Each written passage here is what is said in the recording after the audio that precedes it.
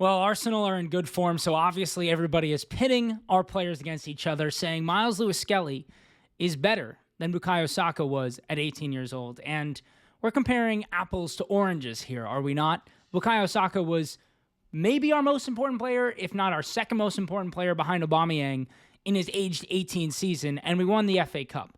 Bukayo Saka played left back, left wing, and right wing in that season, and he was one of our best players in every position he played in.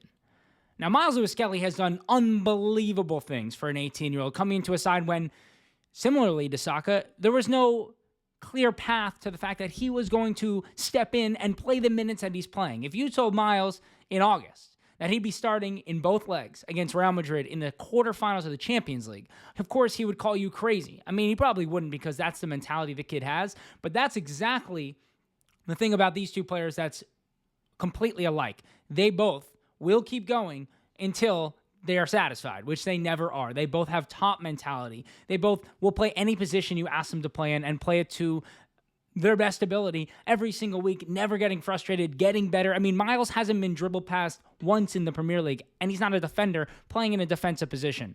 But no, there's no way to say Miles Lewis-Skelly is better than Bukayo Saka was at 18, because Bukayo Saka was in one of the worst Arsenal sides of all time when he came into the side at 18 years old, whereas Miles is coming into a completely built squad, built for his specific role to succeed super well, one of the most pivotal roles in this entire side. And he's also had plenty of faults, not to his own fault, but just things that haven't gone his way because he's 18. Yes, Arsenal are achieving much bigger things at 18 for Miles Lewis-Skelly than Saka achieved for Arsenal, but Saka did win an FA Cup at that age, and he was probably more important to the team at that age than Miles is now. And that's not taking anything away from Miles Lewis-Skelly, but Bukayo Saka had taken on a leadership role in the side because nobody else was there to be a leader. And that's what makes both of these players special. They're both leaders at every age group they've always been through. And there's no reason to ask, is one better than the other at 18? Let's just enjoy them both. Moving over to Fabio Vieiraa, who a lot of people are wondering, will he play for Arsenal next year? And he's had an okay season, I'd say, for Porto so far this year. He's got 5 goals and 4 assists, 4 and 3 in the league in 21 appearances. Pretty much every 180 minutes, he's adding a goal contribution. For an attacking midfielder, that's not terrible. But the question really is, where does he fit into this side? Especially with the emergence of Ethan Nwaneri, because he's similar to Ethan Nwaneri in terms of the positions he can play. He'll be Odigard's backup. He could be Saka's backup. He can start at right wing. He can start at that right 8 position. But he's probably, as crazy as it is to say, not at the level that Ethan has played at this year. He has never made the impact that Ethan made, even when he was very solid for Arsenal. 10 assists, 3 goals, 49 appearances. He's had solid amount of goal contributions, but he just never really looked up to the task. Now, are we going to recoup that full $35 million that we paid for Fabio Vieiraa this coming summer? Most likely not. Porto have asked to extend that loan. Arsenal are probably just going to have him come back, sell him for $20, $25 million, I would say, maybe $18 million with some add-ons. Try and get him off the books and move him on. I like a lot of things about Fabio Vieiraa, but I don't think he fits into this side the way that they had originally planned for him to be a part of the Arsenal first team. He's a super talented player. He has a deadly final ball, but there's just too much talent coming through the academy and too much talent in the squad already, and he does not raise the current level of the team enough to find his home with this Arsenal side. So I believe Fabio Vieiraa will not play for Arsenal next year unless he's just a surplus to requirements. We can't find a solid deal for him. And you know what? You keep him in the squad. You keep him as someone who can play cup games. He's very solid. He can get a goal from anywhere. He can create something out of nothing. He's a good player. I have no problems with Fabio Vieiraa. And keep in mind, he's still young. He's only 24 years old. He'll be 25 at the end of the season, but still not entering his prime. He's very, very solid, and I do think he will find his home elsewhere and continue to be a good player in the sport. And of course, that begs the question about another attacking midfielder is Martin Odigard, who has had just a very, very tough season for so many reasons. That injury early on, he has not recovered from. He doesn't look fully fit the way that he's playing. He doesn't have the speed he had. He doesn't have the ball striking he had, and he's lacking some serious confidence. But the question posed is, should he be the captain? And when I say no, I don't mean because there's anything wrong with Martin Odigard or to take anything away from Martin Odigard. I simply just mean Declan Rice is the captain, and he should be the captain.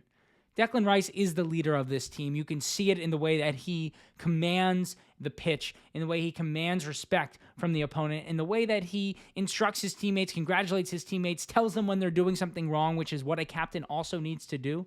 Declan Rice is the captain of this team. And Martin Odigard, I hate to say it, is no longer one of the most important players in the team. And there's going to be a time not so long from now when he's not one of the first names on the team sheet anymore.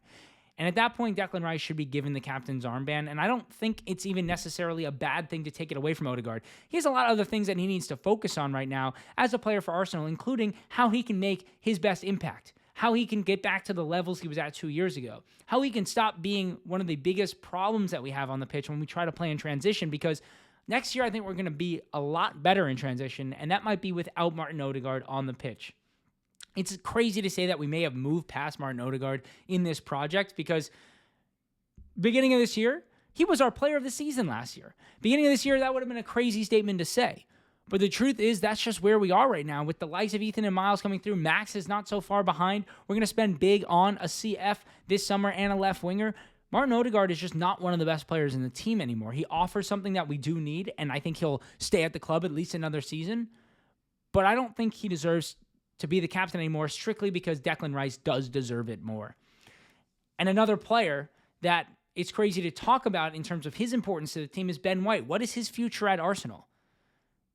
Ben White is a profile that we don't have anywhere else. And to me, that's his future at Arsenal. He's an overlapping right back that we need. I think you're going to see Jurrien Timber actually play a lot of left back in the future, because Miles is going to move into midfield. Calafiori, we're not 100% sure on where his best position is, how fit he is, how often he can stay fit. And Ben White, almost always fit except for this year with that knee surgery, is an overlapping right back that allows Saka to get inside and score more goals, and that's what Ben White's future is in our Arsenal. His future is right here where we need him most. He can play at that center back position, but at right back, he offers something that nobody else in the team currently offers, and there is no moving past how important that is to the goal contributions that Bukayo Saka adds to this team. And as we get Ethan in the side as well, that right-hand side of Ethan, Bukayo, and Ben White is probably our most dominant potential right-hand side that we could have, even with how well Jurrien Timber is playing, because I think Timber off the left, slotting into that left center back position when we're in possession sometimes, with Miles moving up into midfield, with Miles, Declan, and Ethan in midfield, Ben White, his profile is so needed at that right back position. And there's no doubt he will be a staple of this team moving forward. Another player who is still reaching those prime years, still has so much under him. And I think under Thomas Tuchel is going to find his way back into the England side. And he's only going to do that by staying at Arsenal and staying as a mainstay in the side for Arsenal. Thanks for watching Arsenal Report. Make sure to hit that subscribe button. Give us a like, give us a sub, give us some love. Thanks for watching.